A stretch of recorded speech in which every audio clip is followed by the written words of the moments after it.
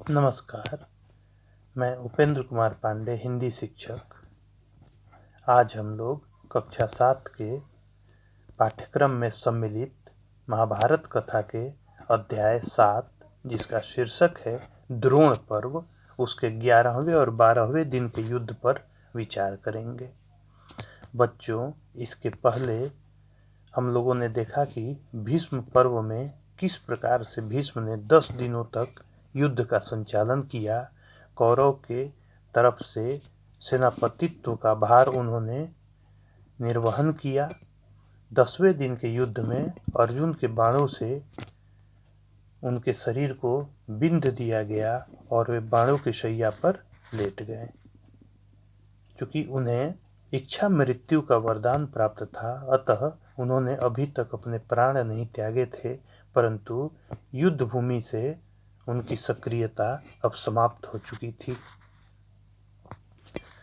भीष्म पितामह के युद्ध भूमि से हटते ही अब यह प्रश्न विचारणीय था कि आखिर कौरव सेना का सेनापतित्व का भार अब किसे सौंपा जाए। भीष्म के बाद यदि कोई संचालन कर सकता था तो वो थे आचार्य द्रोण। अतः आचार्य द्रोण को कौरव सेना का सेनापतित्व सौंप दिया गया। आचार्य द्रोण ने कुल 5 दिनों तक युद्ध का संचालन किया कौरवों की तरफ से। इस बीच उन्होंने अपने पराक्रम का परिचय देते हुए पांडव सेना के सारे महारथियों को एक तरह से युद्ध में पराजित कर दिया, या युद्ध में उन्हें डिगा दिया।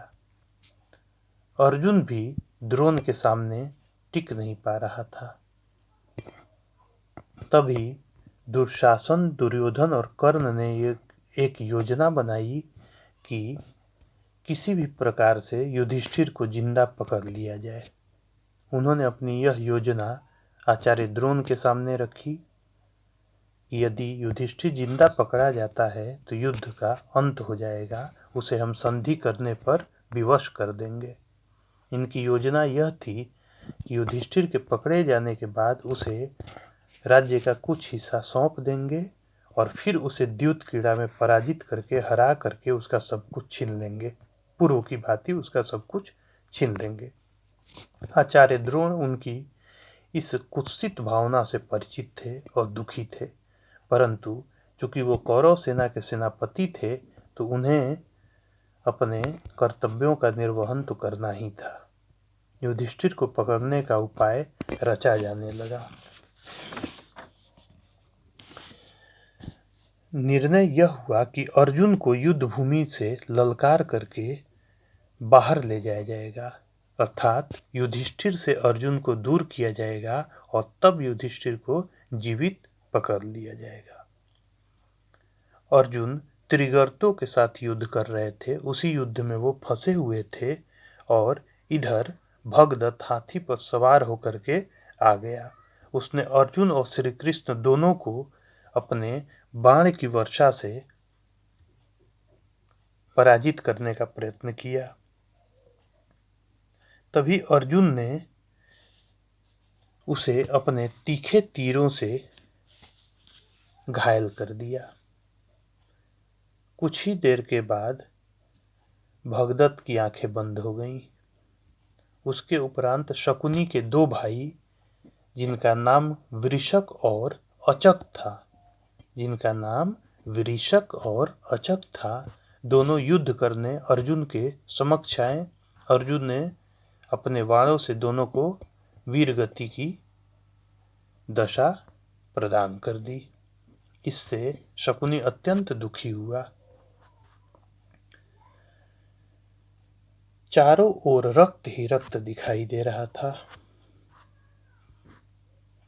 जैसे ही शकुनी युद्ध करने गया तो वह भी अर्जुन के बाणों से पराजित हो गया और युद्ध से उसे युद्ध क्षेत्र को छोड़ना पड़ा।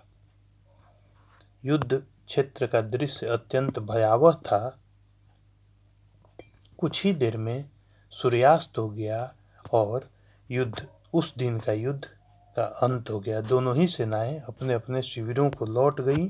इस प्रकार 11वें और 12वें दिन के युद्ध का कोई परिणाम नहीं निकल सका। युधिष्ठिर को जीवित पकड़ने की जो योजना थी वह विफल हो चुकी थी। कोई उपाय नहीं सूझ रहा था। अब आगे आचार्य द्रोण चक्रव्यूह की रचना करने वाले थे। अगले वीडियो में हम लोग चक्रव्यूह की रचना और उसमें अभिमन्यु के प्रवेश और उसके वीरगति को प्राप्त करने की कथा को जानेंगे। धन्यवाद।